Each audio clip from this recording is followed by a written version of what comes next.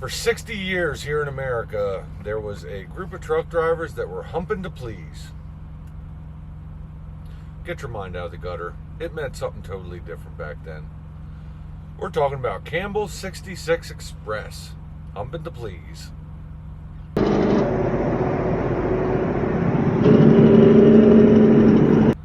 So Campbell 66 Express was started in 1926. And it was started as Campbell Fuel and Transfer in Springfield, Missouri.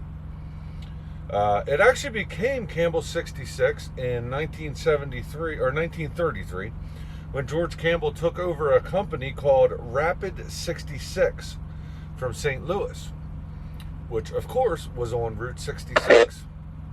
Let me turn my CB down. Which of course is on Route 66 as well as Springfield. They were both on the Route 66 route, which people still to this day call Route 66 the mother lode. In fact, right now, as I'm doing this video, I'm on Route 66. I'm in Joplin, Missouri, Route Interstate 44, which is the old Route 66, and actually still is considered the historic 66 if you came down. Although they say there's a way to do it without ever getting on an interstate. I don't quite know how that's done, but it would definitely be pretty cool to do someday. You hear that, honey? That's on the bucket list. Someday we're going to drive Route 66 without ever getting on the interstate. Yeah, by the way, sometimes I drive my wife nuts when I'm at home because I'm at home, we'll drive somewhere, and I will do everything I can to not be on a highway. Never be on a 4-lane highway. It's my career. When I'm working, I have to be, but when I'm at home, I just do everything I can to not be. Anyway, got things mixed up here because I got it from a lot of different places. In 1941, they had 108 trucks, 128 31-foot trailers, and 70 pickup trucks and 17 terminals. The pickup trucks makes me wonder because they did have straight jobs. I wonder if that's what they're actually calling pickup trucks, because I don't know why a company that size would have had, what we consider pickup trucks. I don't know that. I couldn't find it anywhere, but it just makes me wonder if the little box trucks that went out and did the pickup and deliveries, if that's what they're talking about by that. But yeah, anyway, during World War II, the government, just like so many other companies, but the government became their biggest customer. The thing about that is that the government remained their biggest customer right up until the day that they closed. So I guess they made some good relationships. And it actually says that World War II was actually pretty good for Campbell Express. Not the war. War is never good for anybody. But, the actual war effort gave them a lot of customers and allowed them to grow. So over the next 40 years, like so many other companies, they bought up other companies so that they could get their routes. When everything was regulated, they would buy companies to get the routes. Campbell went from a small company who ran only along Route 66 in Missouri to operating in 26 states in the Midwest and the South. The South and Midwest, that might be why I didn't know the company too well. Now, I was only 7 years old, when they went bankrupt, but I still remember a lot of companies as a kid. I covered a lot of miles riding with my dad as a kid. So, so deregulation took them down, just like so many other companies. It lasted until 1986, and that was the year that they went bankrupt. But there's a lot more to this company, and we'll discuss some of the other things that happened with it. All right, so humping to please. That meant something totally different than what it used to. I shouldn't have to explain this to you people. You need to get your minds out of the gutter.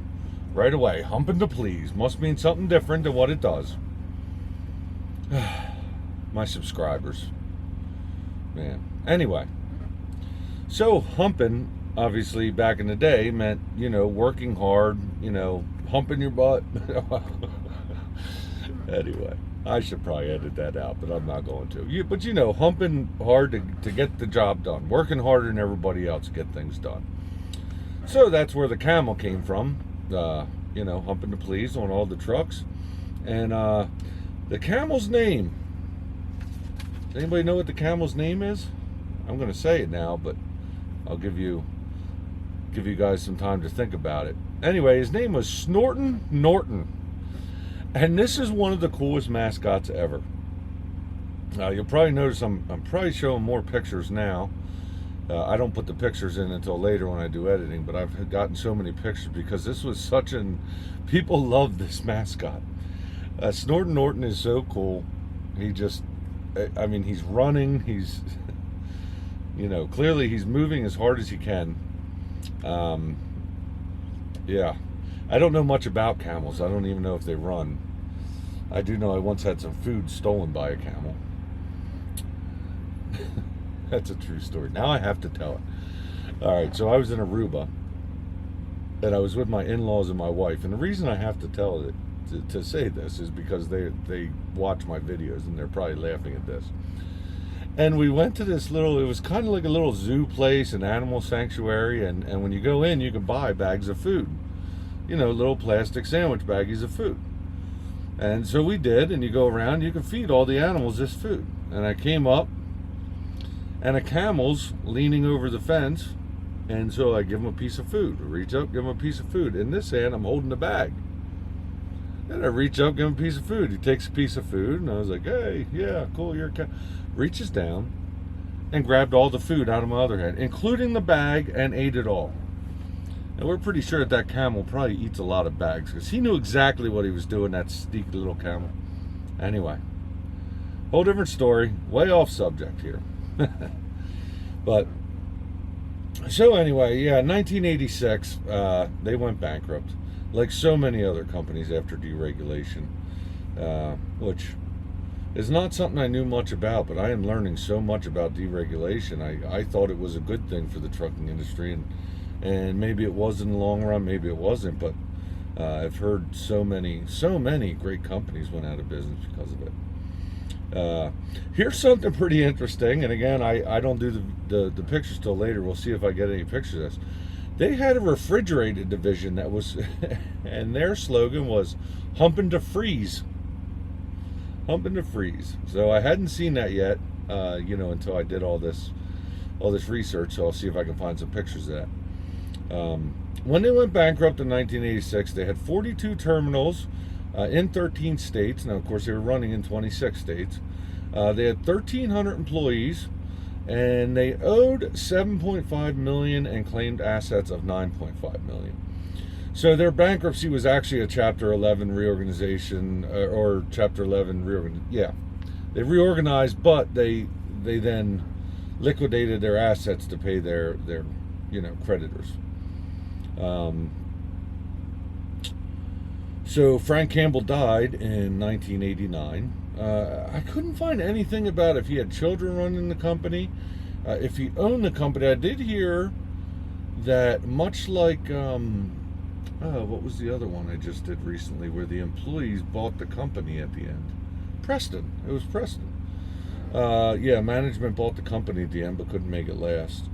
But I don't know if they bought it from Frank Campbell. The other thing I couldn't find much information about, except for a case file, which, reading a case file, that's not me. I got a little bit into it. It does seem that the Campbell 66 Express employees were Teamsters. That's what I'm getting from that. Yeah, but what a shame. Another great company, and I say I'm not quite ready to do the deregulation video yet because I'm learning so much more about it. There's so much involved there. So much more than I thought it was. I thought it was just the government backing down and was great for all trucking companies. And I didn't realize at the time that so many of these companies had bought up other companies to get the, you know, get the authority or the lanes, and it didn't, you know, didn't pan out for them when they started getting underbid by people that could do anything. So anyway, here's the only real legacy thing I can find, is that the Missouri Bus and Truck Association gives out the Franklin G. Campbell Award every year to a person who provides a record of outstanding service to the trucking industry. That's pretty cool. If somebody gave the Rob Award a number of years, I'd be pretty happy about that. But yeah, guys, I wish I could find more information out. Like I said, lots of pictures, and they just seem like a company that did a lot of government work. Definitely not as big as some of the other companies we do, but still left a big impact, on the industry, in the country. So, yeah, guys, thanks a lot for watching. Leave a comment below. I read every single comment. I always tell you guys that. It's one of my favorite parts of doing this, is, having conversations or hearing things that I didn't know, from other drivers. And man, so great. But yeah, leave a comment below, and feel free to like and subscribe if you like this, and I'll catch you guys on the next one.